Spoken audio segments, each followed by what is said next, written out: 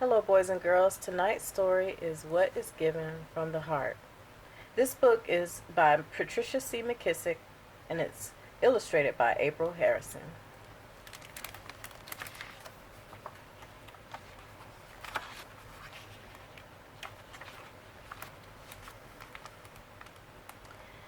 It was a rough few months for Mama and me.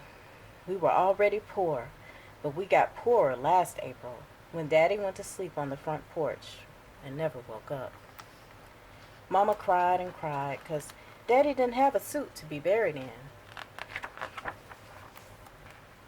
Come June, we lost the farm and moved to a rundown shotgun house in the bottoms. On Friday the 13th, it rained frogs. Everything flooded. And Smitty, my dog, disappeared. Misery loves company, Mama said, shaking her head as she swept water out the back door. I hugged her up close, the way I always did when she was sad or I was scared. Long as we have our health and strength, we are blessed, James Otis, Mama said, trying to sound brave. But things didn't get better. We got an early snowfall in November, and Christmas was skimpy, but we made it through to the new year.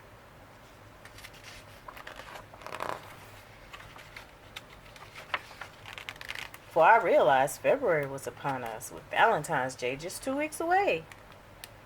One Sunday, Reverend Dennis made an announcement. During services, just as we always do, we'll be delivering love boxes to needy folk in our community, he said. Irene Tipple and her little girl have lost everything in a fire. We must add them to our list. Next week, bring whatever you think might be useful to them. Remember, what is given from the heart reaches the heart. James Otis, we need to help out, Mama said on the cold walk home. I came back with how we gonna do that, Mama? We ain't got nothing ourselves. Mama kept right on talking. Sister Bunch told me the daughter's name is Sarah. She's 7, 2 years younger than you. You can find a little bit of something for her, don't you think? I wasn't convinced. What do I have that a little girl would want? Now, said Mama. Remember what Reverend Dennis said. What is given from the heart reaches the heart. That night, I lay warm and toasty under one of Mama's quilts. Still, it made me tremble to think about fire taking away what little we did have.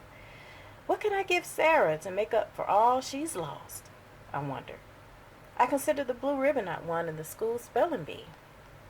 Nah, the award was important to me, but it would mean nothing to her. I looked over at my beautiful sparkling rock, the one I found down by the creek. But how would that help Sarah? You can't eat a rock. Unable to come up with anything good, I pulled the covers over my head and drifted off to sleep. Come morning, I found Mama in the kitchen busy sewing. I know if we had a fire, I would miss my aprons, Mama explained. But Mama, you're using your white tablecloth, the only nice thing you have. James Otis, I'm stitching with a loving heart. My hope is that the apron will give as much joy to Mrs. Temple as the tablecloth has given me. Mama's smile was a welcome sight. That made me study harder on what I could contribute. Maybe Sarah would like something to play with, like my whistle from Dexter Benson's birthday party. But my spit was all over it. What about my crayons? I drew so many pictures with them, even though the black, pink, and dark blue were missing. No way, I couldn't give her used crayons. And I couldn't give her my pencil. That was just a nub and not much eraser left either. As time flew toward Valentine's Day, I fretted more and more. I considered giving Sarah a puzzle. It didn't bother me that two pieces were missing, but it might bother her. That wouldn't do, not even with a bow on it, and neither would my capeless Superman Halloween costume.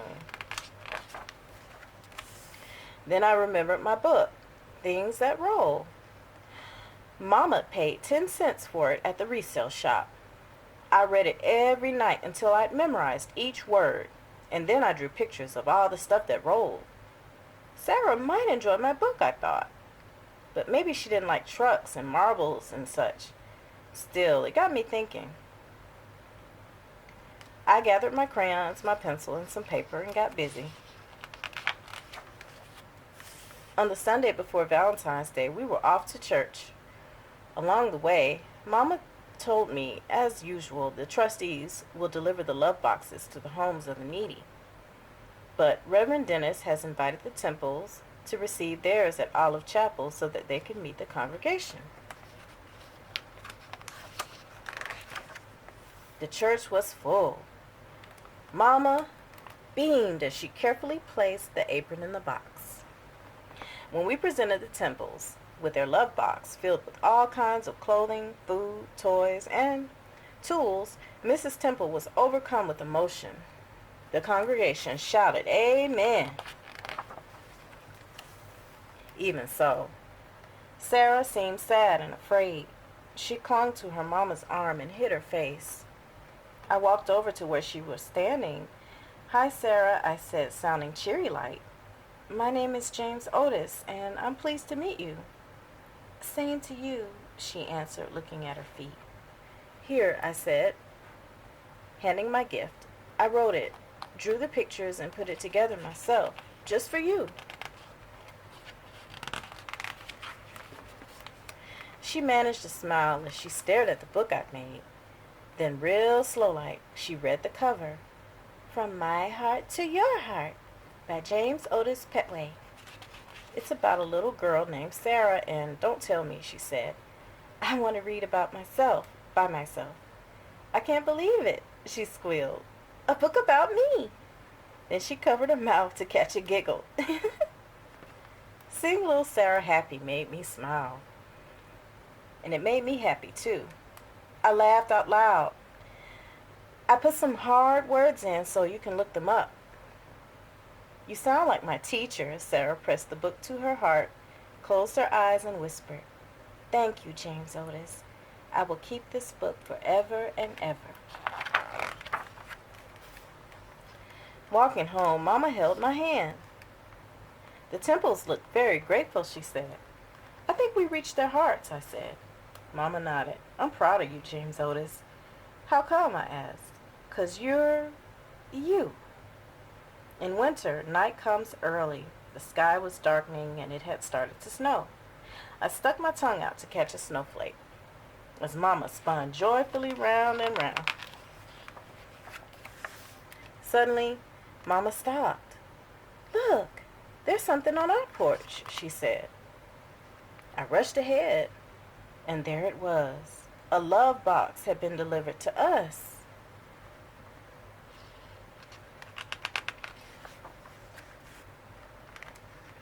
And our hearts rejoiced. Our hearts rejoiced. The end.